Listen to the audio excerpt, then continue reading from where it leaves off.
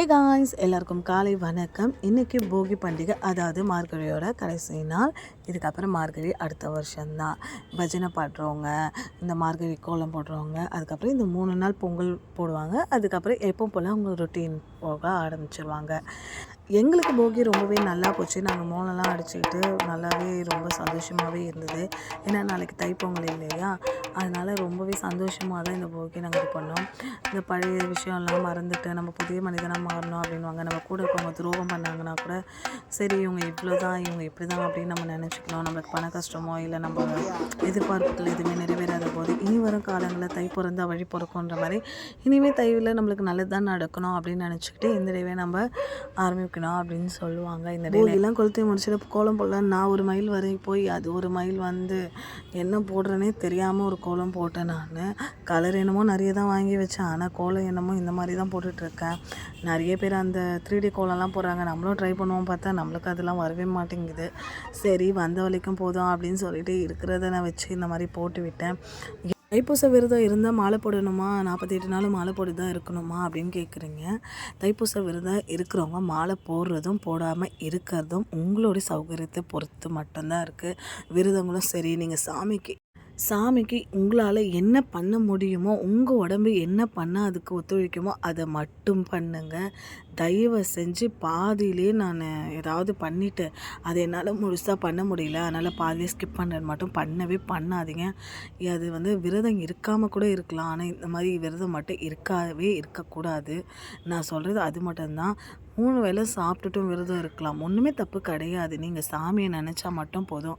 உங்களுடைய விரதத்தை நீங்கள் எந்த முறையில் வேணால் கட்டலாம். 3 வேளை யாருக்காவது அன்னதானம் வாங்கி கொடுக்கலாம், இல்லை ஒரு வேளை கூட அன்னதானம் வாங்கி கொடுக்கலாம். இல்லை நான் விளக்கு மட்டும் ஏற்றுவேன், என்னால் முடிஞ்ச அளவுக்கு நான் பூஜைகளும் பண்ணுவேன், ஆனால் நான் விரதம் இருக்கேன், அப்படி கூட பண்ணலாம். உங்களுக்கு என்ன தோணுதோ, உங்களால் என்ன முடியுமோ அதை வச்சு மட்டும் சாமி கும்பிடுங்க. நிச்சயமாக பலன் கண்டிப்பாக கிடைக்கும். அப்புறம் என்ன கோயிலுக்கு போகலாமா?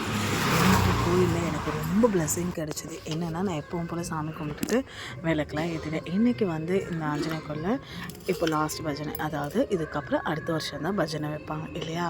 அதனால் எனக்கு வந்து இன்னும் தோணலை. எனக்கு ஓகே, நான் எப்போவுமே வந்து அந்த ஒரு மாதம், அதாவது இந்த மார்கழி மாதம் ஃபுல்லாக நான் விரதம் இருந்தேன்னா நான் அந்த கடைசி நாள் அன்றைக்கி அர்ச்சனை பண்ணுவேன், சரிங்களா. ஸோ அதனால் என்ன பண்ணேன், எப்பவும் போல் அந்த பாட்டிக்கிட்ட போய் அர்ச்சனைலாம் நான் வாங்கிக்கிட்டேன்.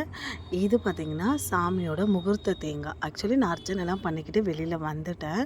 இது வந்து முகூர்த்த தேங்காய். இது என்ன முகூர்த்த தேங்காய்னா, நான் வந்து அன்றைக்கி ஜடை வாங்கி கொடுத்தேன் இல்லையா, கூடாரவள்ளி அன்னைக்கு கல்யாணம் நடந்ததில் சாமிக்கு அங்கே வந்து அந்த தேங்காய் உருட்டி விளையாடுவாங்க, பெருமாளும் ஆண்டலம்மாவும் விளையாடுவாங்க.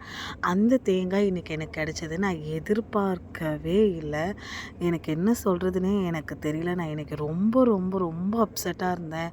என் மைண்டே எனக்கு சுத்தமாக சரியில்லை. ஆனாலும் எனக்கு இந்த தேங்காய் கிடைச்சது என்ன அர்த்தத்தில் எனக்கு இது கிடைச்சது நான் கேட்கவும் இல்லை. இது எப்படி நம்மளுக்கு கிடைச்சது அப்படின்னு நான் யோசிச்சுட்டே இருந்தேன். எவ்வளோ பேர் வந்திருப்பாங்கள்ல, அர்ச்சதை கொடுத்தாங்க, அதுவும் இந்த ஆண்டாள்மா மடியிலேருந்து அர்ச்சனை கொடுத்தாங்க, செந்தூரம் கொடுத்தாங்க. இது எல்லாமே எனக்கு அவங்களே கொடுத்தாங்க. நான் எப்போவுமே கையில் தான் எடுத்துகிட்டு வருவேன். இன்றைக்கி நான் ஆல்ரெடி எல்லா வீடியோவும் காட்டிருக்கேன். அப்புறம் குங்குமம் கொடுத்தாங்க. பார்க்கவே என் மனசு அவ்வளோ சந்தோஷமாக இருந்தது. இந்த பிரசாதம் எல்லாமே எனக்காக வாங்கி வச்சிட்டு இருந்தாங்க. நான் லேட்டாக தான் போனேன் கோயிலுக்கு, ஆனால் இந்த எல்லாமே எனக்காக வாங்கி வச்சுருந்தாங்க. நான் இதெல்லாம் கிடைக்கும் அப்படின்றதுக்காக இல்லை, ஆனால் இதெல்லாம் நம்மளுக்கு கிடைக்கணும்னு இருக்குல்ல, அதுதான் நம்ம கும்புறதுக்கான பலனே நான் நினைப்பேன்.